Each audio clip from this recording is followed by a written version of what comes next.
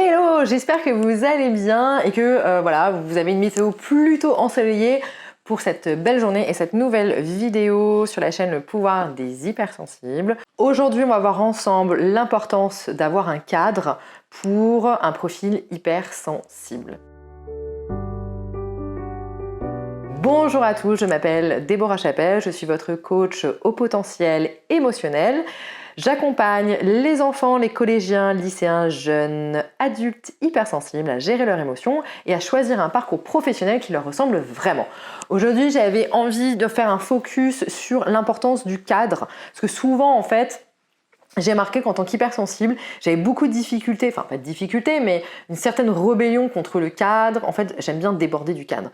Mais à la fois, franchement, c'est quelque chose qui est totalement primordial pour moi, parce que ça me met en sécurité, en fait, ça me rassure.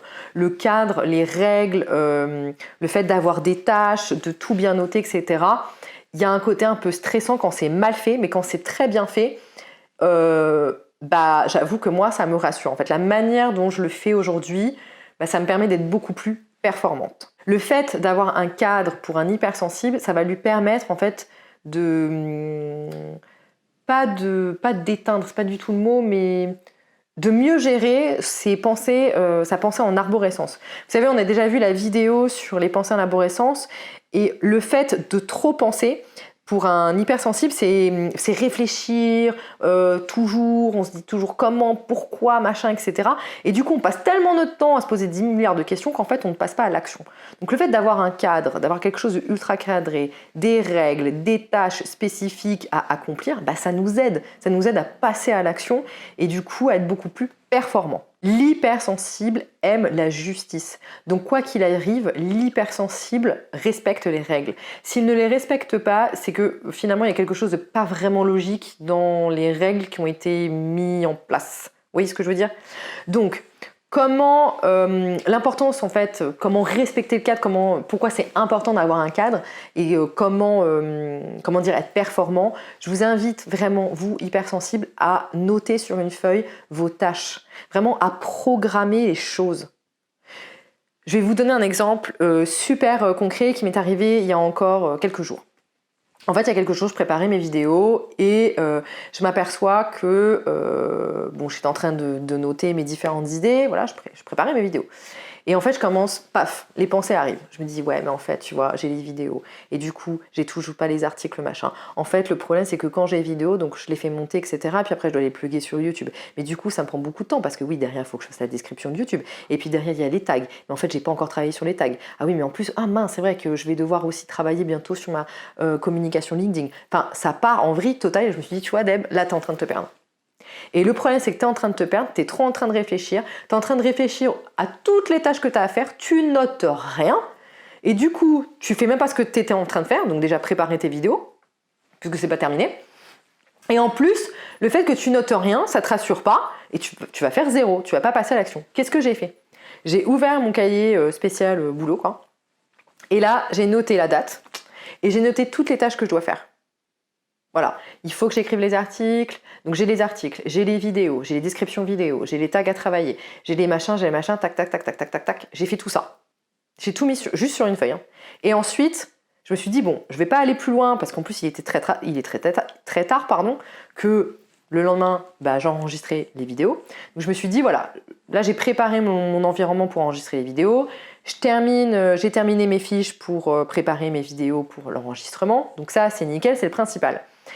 Mes prochains jours, il faut absolument que je fasse mon programme, que je vois quand est-ce que j'écris les articles, que je vois pour les descriptions vidéo, quelle méthode je peux mettre en place pour que ça soit hyper rapide pour moi, pour que je sois hyper efficace et pour que ça me prenne en fait du temps là de créer la méthode.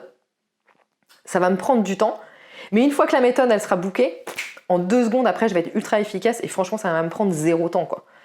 Et donc là, vous voyez, c'est mon prochain objectif. Créer ma propre méthode de travail que bien évidemment, je vais partager avec vous dès qu'elle sera bien nickel et surtout qu'elle fonctionnera, quoi. Enfin voilà, je vous mettrai bien évidemment dans la boucle. Vous savez que j'ai l'habitude de partager mes expériences avec vous, donc il n'y a pas de raison que je ne continue pas. Et c'est vraiment, ça m'a été, rien que le fait d'avoir mis sur une feuille, d'avoir posé en fait tous les trucs, toutes les tâches que je dois faire, oui, que je dois faire pour que mon business prospère, bah franchement, ça m'a enlevé grave un poids sur les épaules. Et du coup, bah forcément, je me sens prête à pouvoir relever le défi. Et là, j'ai qu'une hâte, c'est de travailler sur la méthode, de trouver un moyen d'être ultra performante pour telle tâche, de trouver un moyen ensuite d'être performante sur telle tâche. Et le fait, effectivement, voilà, de l'avoir écrit et surtout et surtout de m'être posé la question, c'est quoi mon bénéfice de travailler là-dessus? Le bénéfice de travailler là-dessus, c'est que je sais qu'à court terme, je vais avoir des résultats. Dire que je sais que, comme je vous disais, je vais travailler sur la méthode parce que je ne l'ai pas encore trouvée. Ça va me prendre du temps. Mais une fois que la méthode elle sera très claire, je vais gagner un temps tellement fou que je sais que le bénéfice que je vais avoir, c'est un gain de temps. Et moi, c'est ça que je veux. Moi, je veux du temps, en fait. Donc, notez vraiment les étapes. L'importance d'avoir un cadre, ça rassure un HP. Donc, vraiment, notez vos étapes dans votre cadre à vous que vous avez créé. Et pour créer votre cadre, moi, je vous invite à créer vos routines. Et franchement, les routines, c'est top. Seul problème, c'est qu'en tant qu'HP, on entend routine, ah c'est toujours la même chose, il n'y a pas de liberté, on fait toujours pareil, genre que ça manque de polyvalence. Ça manque de liberté. En fait, pas du tout. Une routine, vous la créez vous-même, vous la changez vous-même. Vous pouvez changer. Vous méditez le matin, vous n'êtes pas obligé de méditer tous les matins. Si jamais vous avez envie de méditer le soir, vous finissez par méditer le soir. Mais créez-vous vos propres routines. Pour ça, je vous mets en lien la création de vos propres routines. Moi, je suis du genre à... comment dire, vous partagez bien sûr mon expérience, les exercices que moi j'ai fait, qui ont fonctionné, etc. Mais je ne dirai jamais que ce que je fais, tout le monde doit le faire. Moi, mes routines, elles m'appartiennent à moi, elles me parlent à moi. Créez-vous vos propres routines. Donc, en lien sous la vidéo, il y a la création. J'ai créé un document sur comment créer sa propre routine. Voilà, donc j'espère que cette vidéo vous a plu. N'oubliez pas le petit like, l'abonnement de la chaîne, partagez, commentez et suivez-moi sur mes différents réseaux sociaux. Je vous dis à très bientôt pour une prochaine vidéo. Ciao!